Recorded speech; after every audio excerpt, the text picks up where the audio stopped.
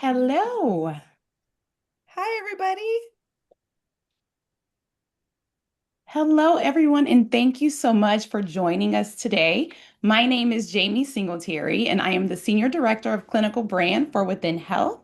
And I just want to welcome you all to the presentation and just give some brief housekeeping rules on how you will obtain your certificate this afternoon. At the completion of the presentation, you will go back to your CEGO dashboard, and there will be a link for you to complete an evaluation. Once you complete the evaluation, you will be prompted to download your certificate. If at any point during the talk today you have any technical issues or you have issues with hearing us or getting your certificate, I am going to place some contact telephone numbers and emails in the chat for you to contact me so that I can assist you. So if you need to change devices or anything of that nature, don't worry. We will see to it that you have your certificate. And I will turn it over to Kate. Thank you. Right. Thank you so much, Jamie. Um, can you flip the slide as well? Perfect. Thank you. So I'm Kate. I am part of our clinical and provider operations team here at Rula. Glad to see all of you here this afternoon, and I'm so excited to have the team from Within Health here today. And I'd like to introduce you to Dr. Wendy Oliver-Pyatt, who will be your presenter this afternoon. Dr. Oliver-Pyatt is the co-founder, CEO, and CMO of Within Health, and the founder and CEO of Gale and Hope. She founded the Eating Disorders Education Institute, which is a comprehensive organization expanding the field of eating disorder experts. She is a world-renowned expert in eating disorder treatment and has over 25 years of clinical experience. She has also developed 4 comprehensive treatment programs rooted in a biopsychosocial approach, integrating intensive psychotherapy, behavioral science, and high medical standards. Dr. Oliver-Pyatt is a fellow of the Academy for Eating Disorders and the American Psychiatric Association. So we're really, really grateful to have her expertise here to speak with us today. I'm going to turn it over to Dr. Oliver-Pyatt now. Thank you, Kate, so much. I wanted to start off by saying how fun it is to see that the Rula team is so friendly. I've noticed in the chat, 73 people are chat have already chimed in to say where they're from, which is sort of fun as a presenter I'm sitting in a hotel room in Washington, D.C. and seeing all these different cities throughout the country. So it's pretty cool. Rhode Island's in the house, Hawaii. I mean, it's pretty fun to see all that. So thank you to the friendly participants. And Ksenia from Within Health is going to monitor the chat too. We will have about 15 minutes at the end for Q&A. So Ksenia can kind of keep track of that for us. So starting off to just go through our agenda, we're going to start from the basics with just a general introduction of binge eating disorder, a little bit of the epidemiology around binge eating disorder. Anybody that comes to one of my talks is gonna probably not get out without me talking about weight stigma and diet culture because diet culture and weight stigma are very pervasive forms of sort of like poison or toxicity that we're all getting exposed to throughout the day. Some populations more vulnerable than others, and I think it's very important to have the language around diet culture and weight stigma at our fingertips, whether or not you're actually treating eating disorders or not. We're all affected by that. And we'll talk a little bit about the treatment of binge eating disorder. We have a specialty program at Within Health with a very effective treatment. Patients tend to be very responsive to treatment of binge eating disorder at Within. And in general, it is a condition when treated well can really change the quality of life for folks. So we really want to identify it, diagnose, and set a course of treatment in motion. We'll have some takeaways, key takeaways, and just navigating, just some closing follow-up, how to navigate moving forward from there. So again, if you do have questions, please throw them into the chat, and then we'll leave 15 minutes at the end to hit on those. So we can go to the next slide. When you hear the word eating disorder, clinically, when you hear the word eating disorder, most people really just instinctively think of anorexia nervosa and bulimia nervosa. Interestingly enough, the caricature of eating disorders is typically anorexia nervosa, low weight anorexia nervosa, which actually only makes 6% of all eating disorders. Binge eating disorder is actually the most common eating disorder. It's actually more common than both anorexia nervosa and bulimia nervosa combined. And it's a very commonly misdiagnosis. And now in the era of GLP-1s, we'll talk a little bit about that. Instead of treating the binge eating disorder, a lot of times people, ironically, are actually treating the eating disorder with an intervention that actually can exacerbate the eating disorder. So we definitely want to talk about that. And we can certainly chat about that at the end as well. About 3 to 4 million Americans currently, right now, meet the criteria for binge eating disorder, and a little bit under 3% of Americans will actually experience binge eating disorder during their lifetime. And we can go to the next slide. One thing that oftentimes people forget about is that men can also have eating disorders in general. And actually, men make up about 40% of the people who actually have binge eating disorder at any time. So this is something that can really be missed in men because of men are it's more socially sanctioned that men, could eat a lot. Maybe that's not the struggle and the pain of binge eating disorder may not be recognized. And also in general, men face more stigma when it comes to mental health. And on top of that, male identifying folks with eating disorders experience in general a very intense amount of shame around coming forward with having an eating disorder. I remember one of my first outpatients that had binge eating disorder, and he also had an alcohol use disorder. He was actually a prison guard, and I remember he told me we were talking about getting social support and sharing things.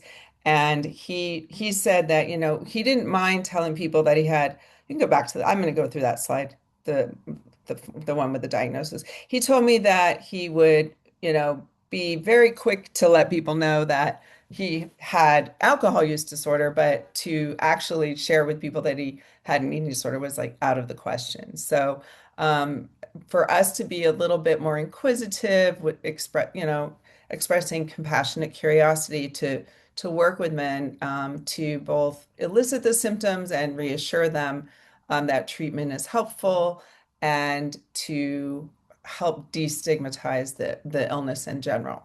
So, how do we actually diagnose binge eating disorder? We'll go through a little basics here.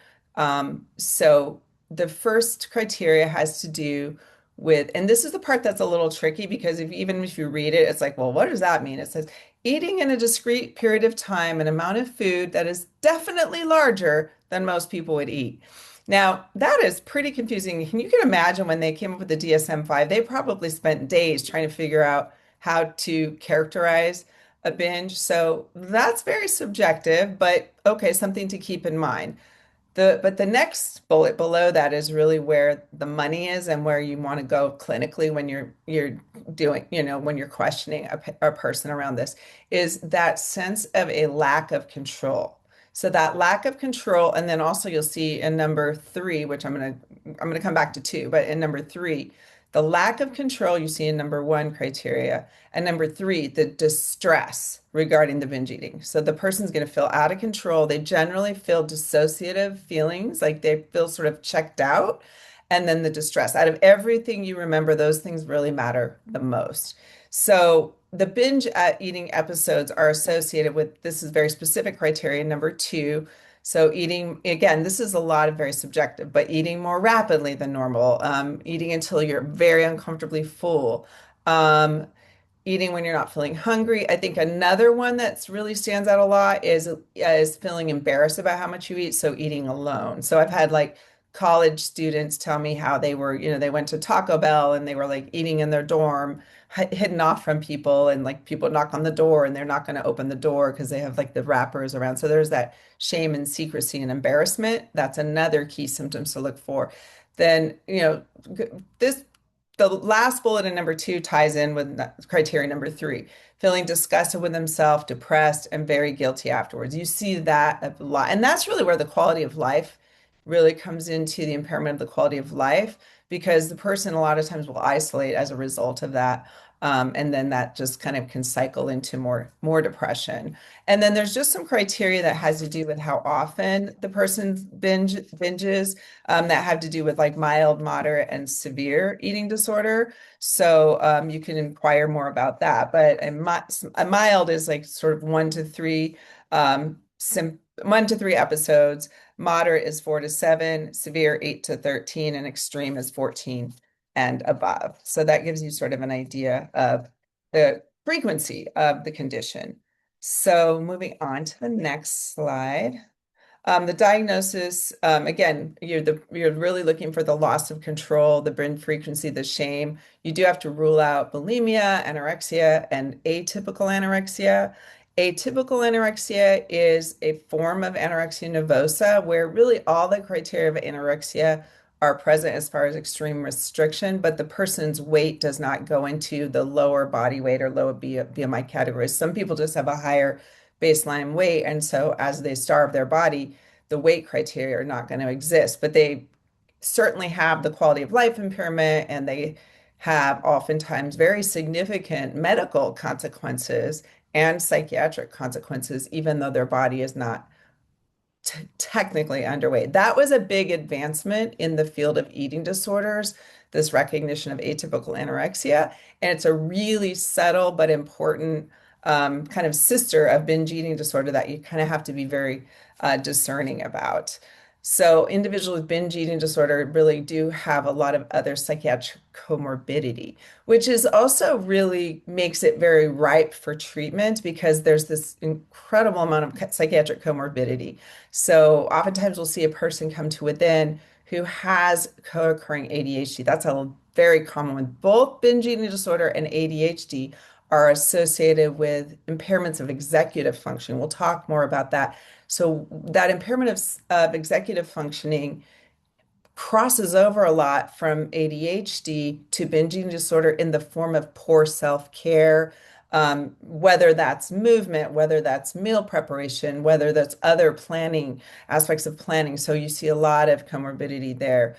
Massive amounts of trauma. About 80% of people that go into higher levels of care have co-occurring trauma. And it's really an advancement in the field that we recognize that when I was first in my career in higher levels of care, specifically the insurance industry was very afraid of tackling the trauma when people are in higher levels of care. So they would tell us, wait till the person leaves higher level to address the trauma. Of course, that's not going to work. We have to address all these conditions in a co-occurring way. And it's really, really valuable to have this strong psychiatric diagnosis so you can treat all these other co-occurring conditions. And then we just have some tools listed here for screening that help you identify eating disorder symptoms as well. And so the history of binge eating disorder getting into the DSM-5 is actually very interesting and probably also tied into weight stigma because there was really a lot of controversy about whether or not BED was going to get into the DSM. And we believe that weight stigma influence, really how people perceive, is the person really sick with an eating disorder or are they just like gluttonous and lazy and lacking willpower? So there's a lot of stigma that was probably a part of that, not really seeing binge eating disorder as a true psychiatric diagnosis that warranted treatment. But there is evidence that individuals with binge eating disorder have a more positive response to treatment than general behavioral weight loss treatments in terms of reduction of eating disorder, psychopathology. And so there's really clinical utility in making this diagnosis because it is going to affect the treatment going forward. So this binge eating disorder is not quote unquote obesity. We're hesitant to use the word obesity, by the way, because the word itself is indicative of like pathology. And we'll talk more about the BMI charts and how BMI chart is really not BMI is not a good proxy for health and certain racial groups and sex orientation are going to have different BMI that may or may not be associated with being unhealthy. So we're a little bit careful about using that term because it can sort of inherently pathologize a person who's just naturally in a larger body. But anyway, it was initially conceptualized in the research.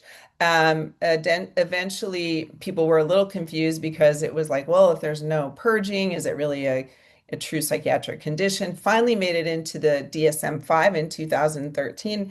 Actually, I was a part of the Binge Eating Disorder Association back then, and we did a lot of the work to help get BED into the DSM-5. So that gives you an idea of how long I've been around. Um, Something I'm proud of, though, to be a part of that. And contemporary frameworks, this is a really important note, is that we really now can integrate trauma, weight stigma, neurobiology, and emotion regulation and sociocultural influences into assessment and treatment. All eating disorders are, such vivid examples of biopsychosocial conditions. So if we need to address them from a biopsychosocial angle as far as like both the diagnosis as well as the treatment and making sure we're hitting all of those bases, both in understanding the origin and then also developing our treatment plans. One thing that people generally don't know about binge eating disorder, and that's why we made a standalone, like we want to make sure if there's anything that you take from this, we want to really introduce the concept, and maybe you already do know this, but binge eating disorder is actually a restrictive condition largely driven by shame. So when we are working with individuals with binge eating disorder and we do meal delivery because we need to make sure that patients are doing exposure therapy as a part of treatment, and we have supported meals for our patients. Our patients with binge eating disorder are every bit as fearful and shame-based as many of our patients with restrictive anorexia. Most forms of eating disorders have a really significant, kind of source of shame that's like driving the condition in the first place. Binge eating disorder is a really vivid example of that. We see it in practice significantly. So it's not a lack of willpower. It is not, binge eating disorder is not cured by weight loss. Weight loss tends to lead to weight cycling. It is not a solution for a psychiatric condition. Binge eating disorder is not found only in higher weight individuals. People can also not be in higher weight bodies and have binge eating disorder. And similarly, people in larger bodies don't necessarily have binge eating disorder. In fact, many people in larger bodies don't eat excessively. They just have a larger body. And that's why I want to be careful about pathologizing that and prescribing weight loss to people who actually don't eat in a way that's unhealthy. They just have a larger body. Binge eating disorder is not food addiction. So food addiction and binge eating disorder is an area of controversy within our field. And we could spend 2 hours discussing the concept of food addiction, but we wouldn't have time to do everything else today. We don't treat binge eating disorder as food addiction in any of my programs. We treat these eating disorders through exposure therapy, and we see we've treated thousands and thousands and thousands of patients with this method. And the bottom line, if food was addicting, then why does actually exposure therapy work? So you wouldn't treat a heroin addict by giving them heroin, right? We actually insist on people eating as a part of treatment. We have to integrate eating into our lives, and we use the foundation of mindful eating or intuitive eating, which there's a lot to that. We'll talk a little bit about that as our anchor for how we help people build a healthy relationship with food and their body. So we want to talk about weight stigma, diet culture, and weight cycling as well now, just to kind of cover those bases a little bit. So what is weight stigma? Weight stigma is actually a very pervasive and socially sanctioned form of discrimination, and it's stereotyping based on someone's weight, especially on any ends of the continuum of larger or smaller. Weight stigma reflects internalized attitudes about body size that affect how those are the targets of treatment, so how they're treated by other people. So we actually co-host Weight Stigma Awareness Week, which is coming up September 8th and 9th, I think, right, Erin? So weight stigma has been, addressing weight stigma has been one of my, like maybe one of the most important things I've devoted myself to in my career because weight stigma affects everybody. And it certainly is at the core of all forms of eating disorder, except for maybe RFID. One of the things I'm really now really putting out there into the field is that people with eating disorders as a part of the treatment component really must have psychoeducation and an actual treatment intervention that is surrounded by addressing weight stigma because they're going to experience weight stigma when they're outside of treatment. That's one of the benefits of being in treatment and also in your home is like they're facing weight stigma on a day-to-day basis, and it really becomes a part of what we can address in treatment. It must be addressed in treatment because it is a part of what the patients are going to face upon leaving our bubble of care. At Within, we're very blessed because we do have an alumni program. So our patients can at least have each other and our sort of social environment where can process that and provide support because it is a stereotyping of folks that's socially sanctioned, and medical providers and family are the number one and two perpetrators of weight stigma. And it is a prejudice, form of prejudice and discrimination.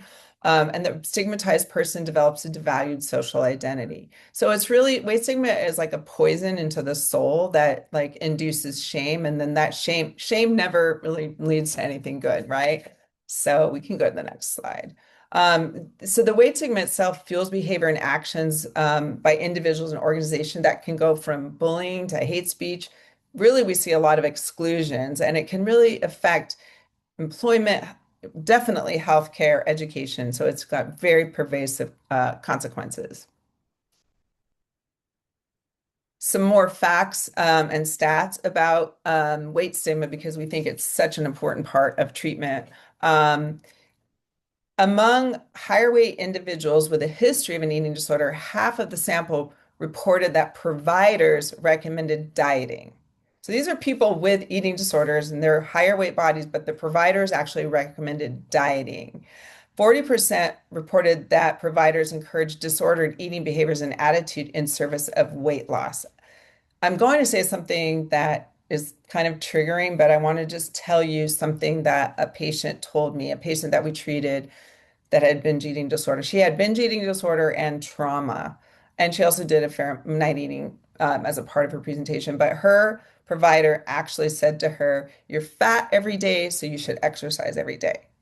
Now, what good is that? I mean, this person already has deeply embedded shame related to a sexual trauma, related to her relationship with eating, relationship to being a larger body. So, this is really a problem that individuals with eating disorder are getting prescribed dieting from actual providers. This is where treatment trauma comes from. We work with many patients that have been in and out of higher levels of care that both struggle to access care because they were in a larger body and the illness that they were experiencing was like minimized because they weren't underweight. And then when in higher levels of care, also being given low calorie weight loss diets, which only perpetuates the eating disorder and reinforces that they are not deserving of nourishment, which extrapolates if you're not deserving of nourishment, you're really not deserving in general. Because how we treat each other in relationship with food is a really powerful messenger for what we think of other people as far as their worth. There's a lot that comes out in the relationship with food that really our bodies are sort of a playing ground, if you will, for the feelings that can come up based on how people are treating us in relation to our body. So it's very personal and deeply humiliating experience to be told that you should be eating less. In a review of 3 studies on the impact of body size on perception of eating pathology, mental health professionals were less likely to diagnose or consider anorexia or atypical in somebody who was higher weight, and more likely to label the lower weight client with an eating disorder. We've been talking a lot about that. 53% of mental health providers completely missed the presence of eating disorder symptoms. So thank you all for being here so that we can talk about eating disorders. It does affect, there are 30 million people right now in our country with a variety of different presentations of eating disorders. We can go to the next. So weight stigma in healthcare for binge eating disorders, I mentioned the medical community is one of the main sources of weight stigma.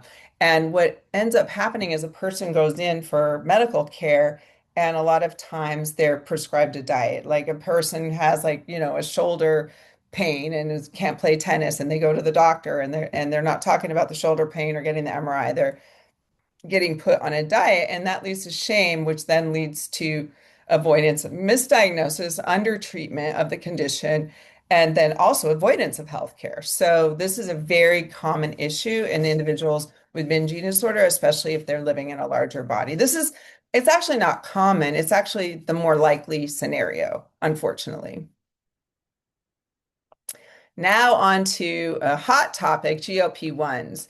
So GLP-1s are, there's a lot of anxiety in our field around the way that GLP-1s are getting used pretty haphazardly. GLP-1s can actually, induce eating disorder symptoms in a person who has not had an eating disorder in the past, and certainly can exacerbate eating disorders in somebody who has previous diagnosis. Because what GLPs do is they actually obliterate a person's hunger. So one of the concerns that we have is that there was no black box warning when for presence of past history or current potential evolution of eating disorder symptoms. So we believe that GLP-1s have a place.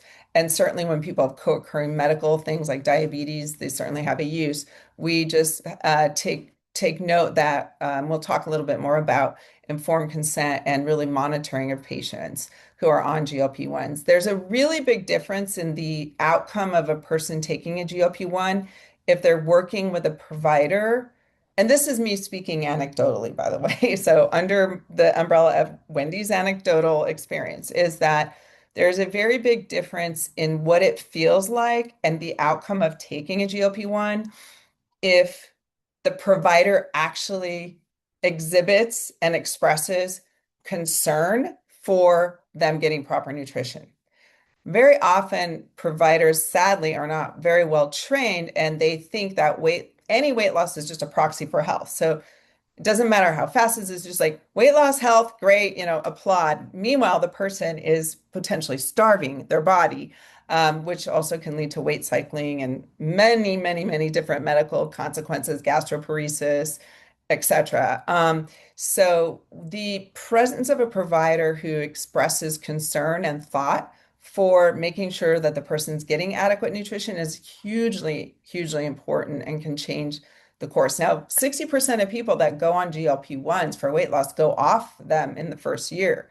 And then there's the rebound weight gain. So it's sort of like our society, we want quick fixes, and we just haven't really played the tape out very far when it comes to GLP-1s. So we can just keep going to the next slide. So this is like I'm like, make this a big slide, right, Aaron? I'm like, make it really big. Like it's like there's a black box warning due to the risk of thyroid C-cell tumors, medullary thyroid carcinoma. That's great. But I just don't understand how these medications got approved without a black box warning for the risk of eating disorders. Eating disorders, out of all psychiatric diagnoses, have the second highest morbidity and mortality even. So second only to opioid abuse disorder. It used to be the number one. Eating disorders affect every organ system. People with eating disorders have much higher rates of suicidality, much lower quality of life. So it's not really shouldn't really be taken lightly that we could potentially be inducing eating disorders. And what GLP-1s actually do is create many of the medical symptoms of anorexia nervosa, which is delayed gastric emptying, as one of the number ones. So the GI system, you feel full very fast, so you can eat very little. One of my patients said to me recently, she said she got mad. She gets mad if people invite her to go out to dinner because she can't enjoy going out to dinner anymore. But she was happy as could be because she lost a lot of weight.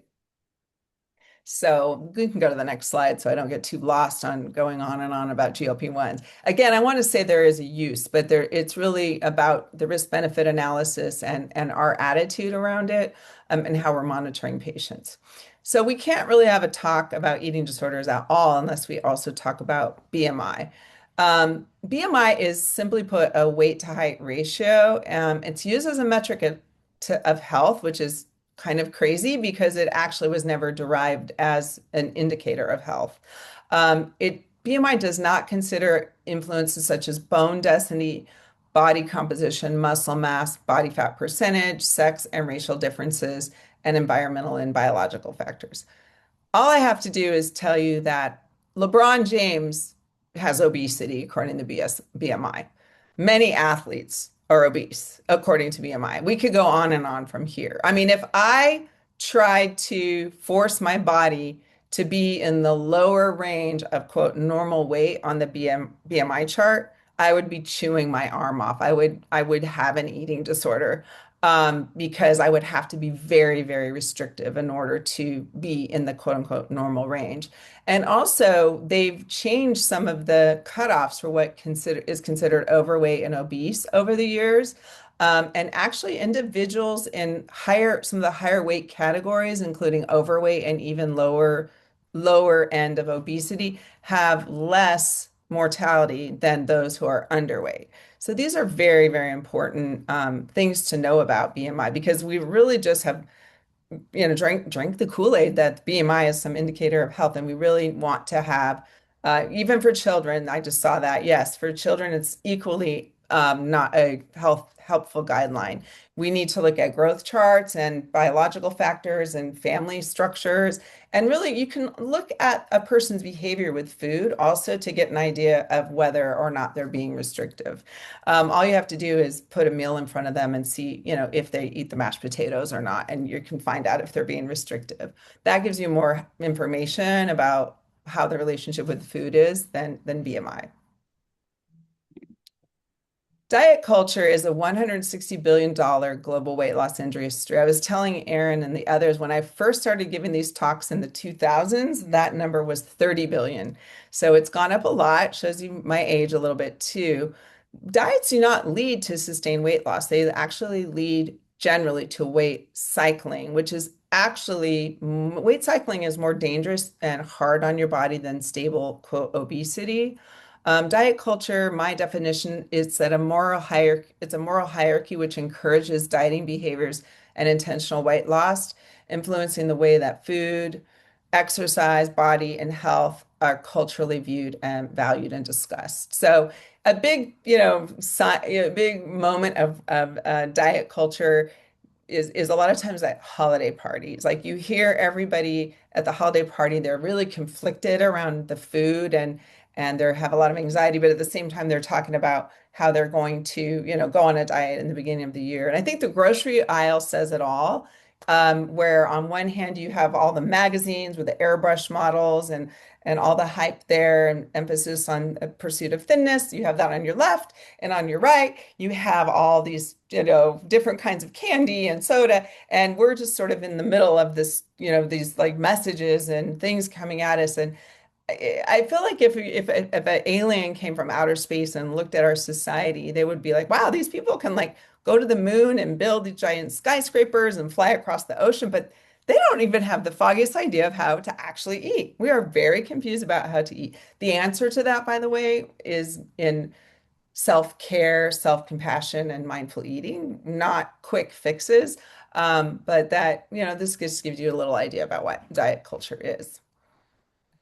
Food noise. We just like to talk about that a little bit because there's so much talk now with GLP-1s where, oh, GLP-1s are so great because they got rid of my food noise.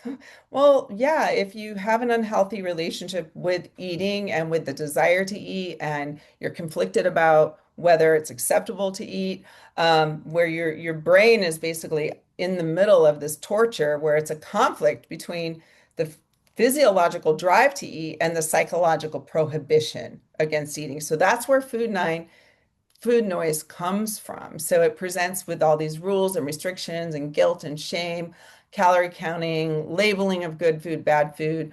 And we think that just obliterating hunger, which is what GLP-1s, while the person may be feel relief, like because they don't have food noise, they're also on a temporary, fix because once they go off the GLP-1, they still have their conflicted relationship with food. They still haven't learned how to be in acceptance and haven't learned the skills of mindful eating or haven't addressed the co-occurring trauma or depression or ADHD that's, part of their struggle with food.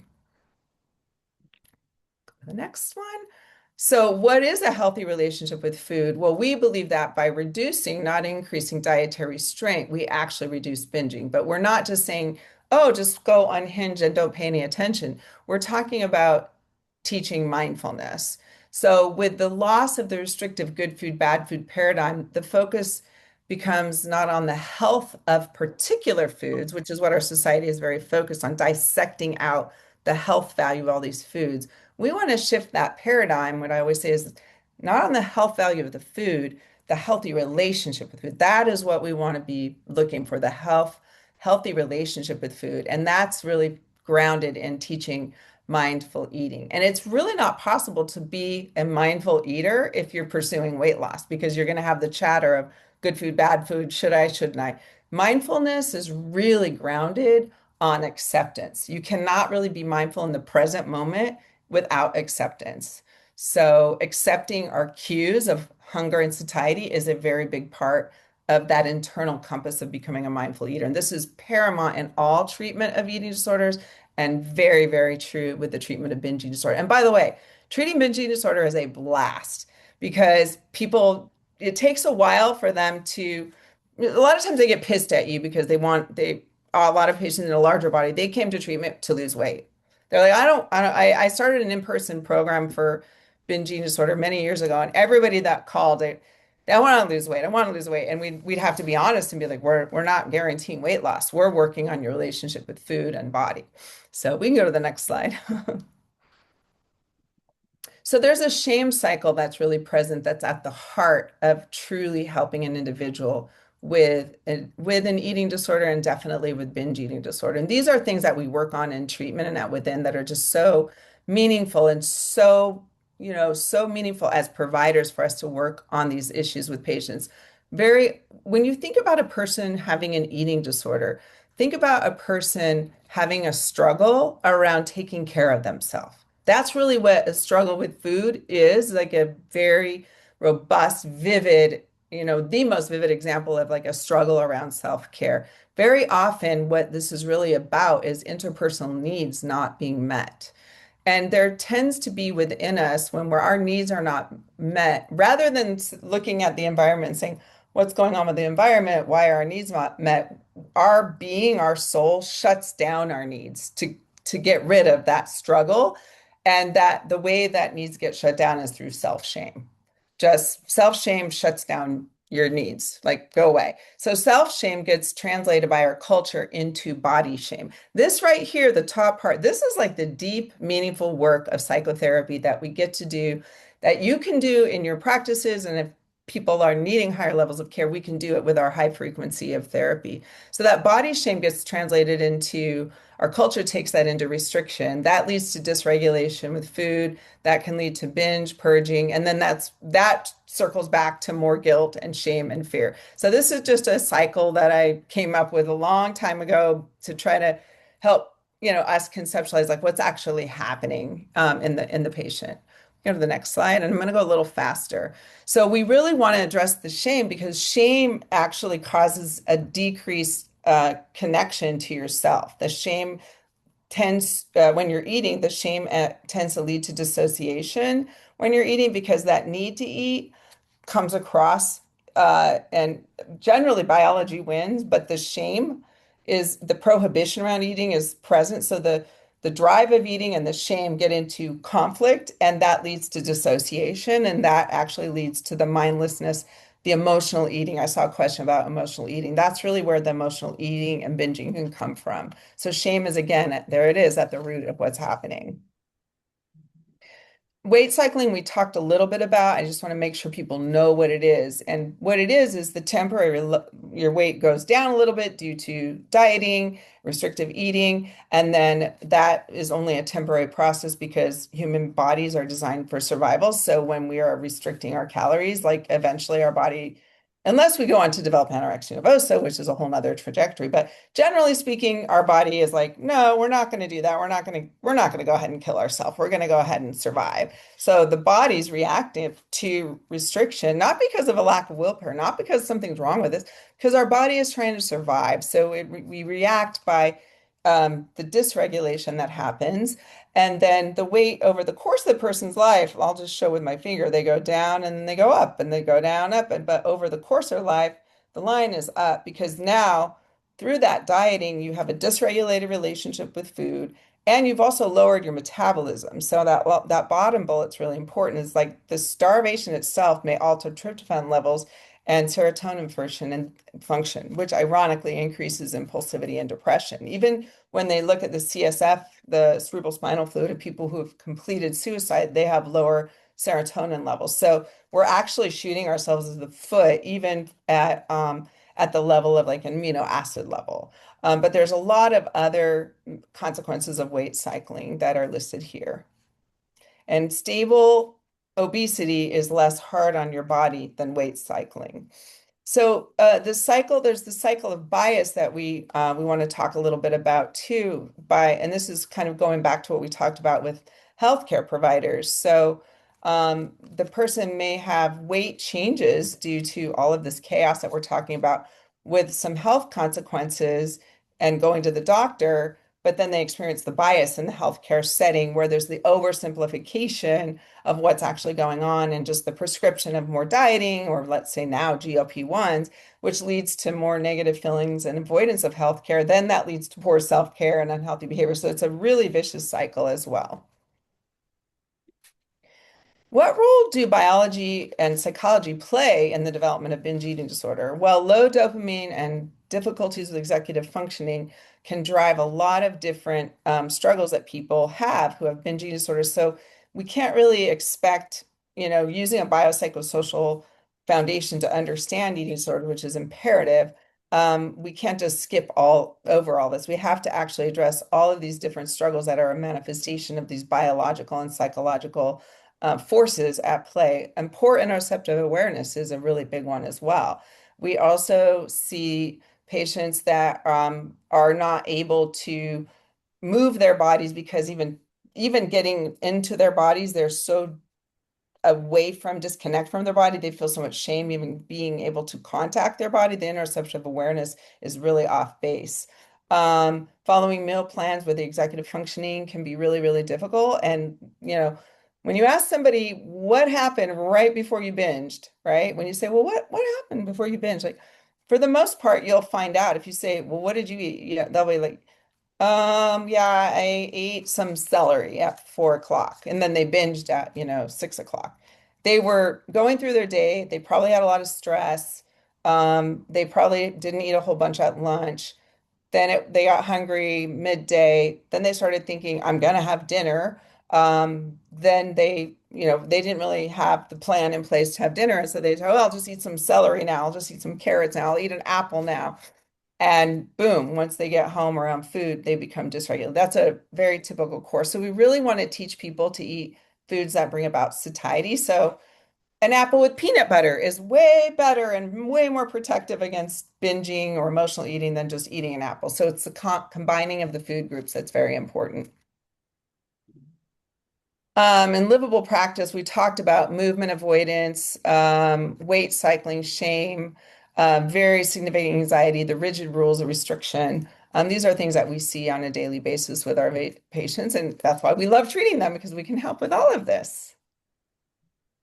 And getting right further into that, and we'll wrap it up after a few minutes so we can do some Q&A. So treatment actually includes a whole lot of different kinds of therapy. And I will just say the quality of the therapeutic relationship is the most important indicator of how things are going to go. So we always want to be paying attention to attachment needs and what's coming up in the relationship. The relationship is really the conduit for all these other really interesting modalities, whether it's CBT, DBT, somatic experiences, extensive exposure therapy, mindfulness, not pursuing weight loss. A lot of times it's pursuing weight restoration.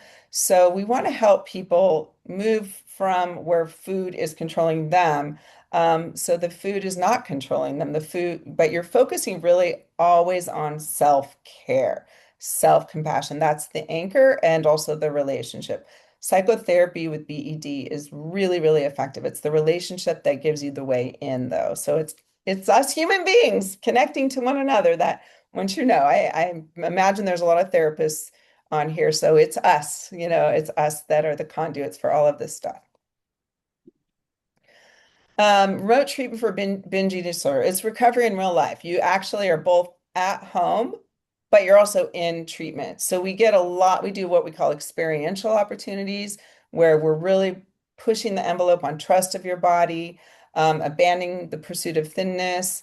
And that's in the form of just like groups where people are like, working on that collectively, and also in the meals that we serve, where people are actually working on mindful eating. And yes, having lasagna, or yes, having pizza as a part of treatment.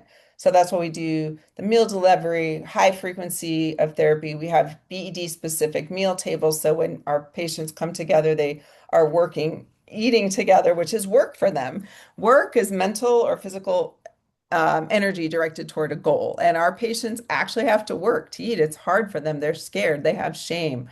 So the milieu is very important, beginning to move their body and doing blind weights, because it's very hard to become mindful when you're focused on numbers and what's on the scale. So we generally try to get people to, in that abandonment of the pursuit of thinness, it's also letting go of the scale. We have a lot of fun with patients doing things like smashing scales and things like that. We've had patients like show us ways they've demolished our scale and sent videos into it. So it's quite fun actually.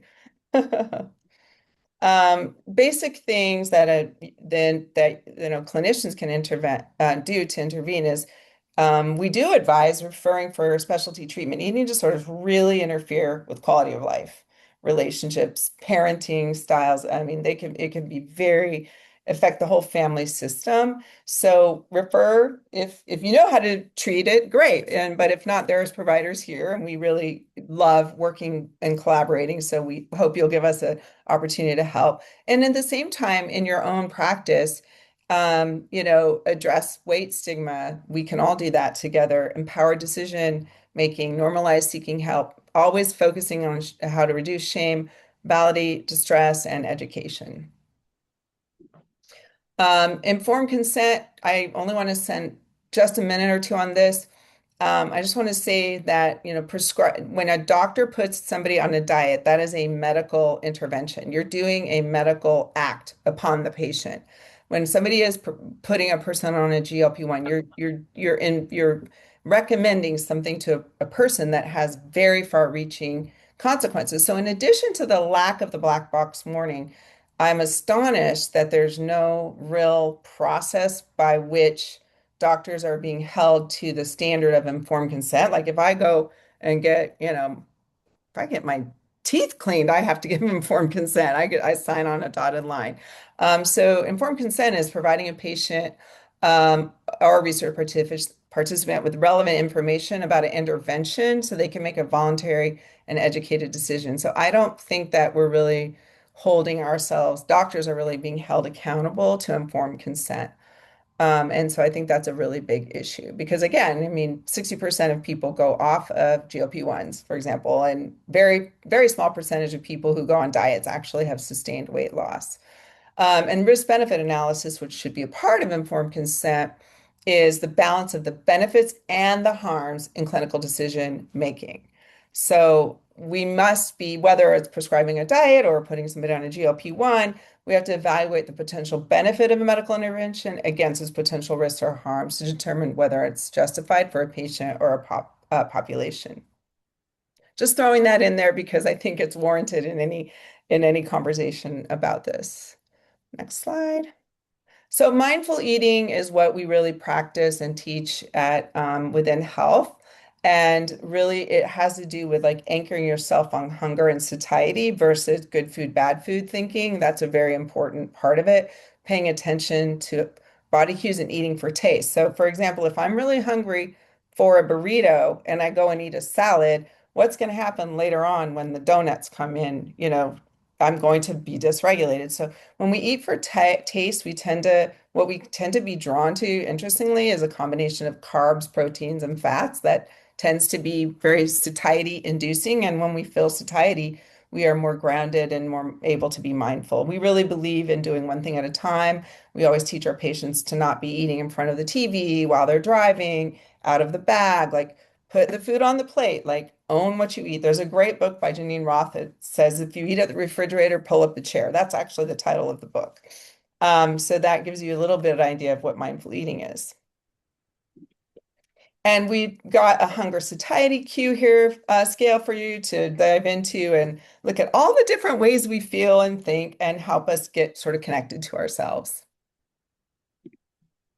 Clinicians can sometimes say, well, what if I make it worse? Well, remembering just that compassion reduces shame, avoiding it altogether increases risk.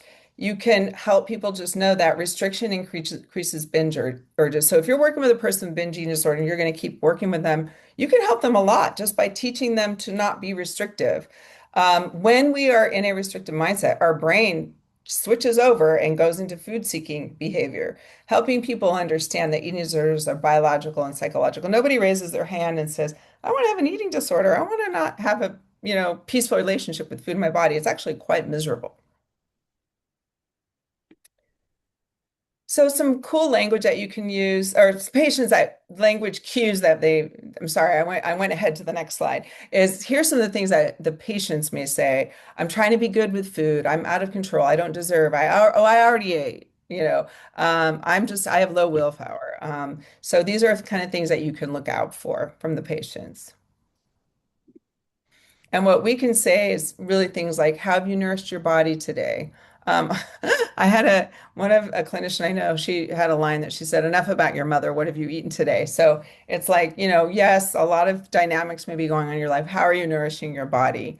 And normalizing, it's totally normal to want something, sweet after dinner, to have some dessert, perhaps, like that's normal, to help people understand diet culture and helping the patient, like this is psychoeducation, what diet culture is and how we can help people understand diet culture might be impacting your ability to actually care for yourself. Support can help you feel more peaceful around food.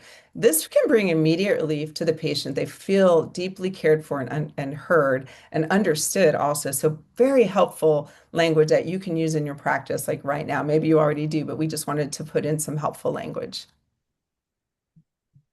Um, what not to say. Please don't say you don't look like you have an eating disorder, because eating disorders affect all body size and shape. Atypical anorexia is seen in people with higher weight bodies. People with binge eating disorder can be in lower weight bodies. So we just don't want to make assumptions. It's not as simple as just eat more, just left. That term, everything in moderation, tends to also destabilize people because they're like, well, why don't I know how to do that? Well, they have to unlearn a lot of damage as far as internalized weight stigma to ever get to a point where they're become a mindful eater. Well, at least you're not underweight. Sometimes you hear people say, "Oh, I wish I had an eating disorder," things like that. Or somebody in a larger body is going to hear from people, "Oh, are you sure you're still not hungry?" Or your life would be, "Oh, wow, if you lost a little weight, you'd probably have this great life." That's really what weight diet culture teaches you. It's like you see all these images. It's like once you lose all this weight, like you see these commercials and there's like happily ever after kind of thing takes place. So it really is very hard to fight the intrusion of diet culture. In closing, again, reiterating what I just said, becoming knowledgeable about diet culture and unlearning our own biases, really understanding the binge eating disorder basics gives you a lot of power to influence a patient's future. It's a very treatable psychiatric diagnosis that really impairs quality of life. It also affects like people avoiding social situations, going to college is a big thing, lack of progression as far as career, interpersonal needs not being met in relationships due to body shame that gets played out in other ways. having compassionate curiosity in sessions around the behaviors can really interrupt years of suffering. For binge eating disorder patients, really helping them understand weight stigma and how it's affected them is really, really important. Last but not least, and I'm sorry that I didn't end at 3:45 as I was planning to, but thank you for being on the front line. Thank you for letting us be here with you. We appreciate Kate. We appreciate Rula so much and all the hard work that your frontline clinicians do. Thank you all so much. Yes, thank you, Wendy. And going off that, what stood out to me is the 53% of people, of providers that missed treating eating disorders symptoms. And that was me. I'm a licensed mental health counselor, and 15 years ago, before I was treating eating disorders, I fell in that category. So I just really appreciate Kate and Rula for taking the time for the hundreds of people on right now to learn about binge eating disorder. So my name is Erin Kowalski. I work in partnerships at Within Health. I've been here for almost 5 years. I'm very excited to share a little bit about who we are, what we do. I know we have a lot of really incredible questions, so we're going to get to those as well. So I'll just start by quoting Dr. Wendy herself. When we first started, she said, casually, yeah, for most patients, being home and being in treatment is really powerful. So Mhm. she's created, her and Abhilash Patel created this incredible enhanced PHP and IOP program that's designed to be at-home care. We're able to specialize in moderate severe. So our virtual PHP program also can be a hospital residential step down. So coming from inpatient into their home settings, we can do up to 7 days, 6, 7 hours a day, 7 days a week. The lower level, our IOP, is for those individuals that need Monday through Friday treatment, 3 hours. And our goal is to interrupt the duration of the illness. Not only do we treat every eating disorder diagnosis, we're able to provide specialized care for it. I know Wendy talked about how we're able to do that at Within for BED. What's unique to Within is when patients come into our care, we create a treatment plan based on how they present in their diagnosis, right? So when we say enhanced, that includes the meal delivery that Wendy touched upon. We're out of a Within app that we built out, so we get to be interactive. It's not boring just sitting behind a screen all day. That also, on the other end, allows us to do a lot of incredible ERP work. The medical, we know that we're remote, so we need to have medical oversight. We send our patients medical remote monitoring devices. They work really closely with an individual nurse that's a part of their care team. And through the scheduling, we really wanted to work on all the barriers that we know as providers, right? People know that they're struggling, but they can't go to care because fill in the blank. I'm a mom, I need to work, I just got to school. So our schedule is built around every patient. So we do treatment in 2 to 3 hour chunks. We want to be real life recovery, right? So we've leaned into that ability of taking advantage of being in our patients' homes and being a part of their day-to-day life and, being in their back pocket. Our virtual living room, as a clinician, it is my favorite aspect. From 8 in the morning till 10 at night, patients have access to virtual living room with our live team members, right? We know the ED voice does not stop at 5 p.m., so neither does our support. And then through the app, we have 24/7 connection through self-guided DBT, skills, food logging, mood tracking, all of that. So in summary, any questions about Within Health, that is what I am here for. I will share my direct information. I am your go-to with anything eating disorders. I can talk about a case, we can review, I can give my opinions on levels of care, if they're going to be a good fit for remote programming. And then this link I'm going to send out as well. It's a quick submit. So if you want to just send over the patient's information, we have an incredible admissions team that will do a immediate follow-up. Wendy, what I'll do is I will start asking you a couple questions and then I'm going to I, share.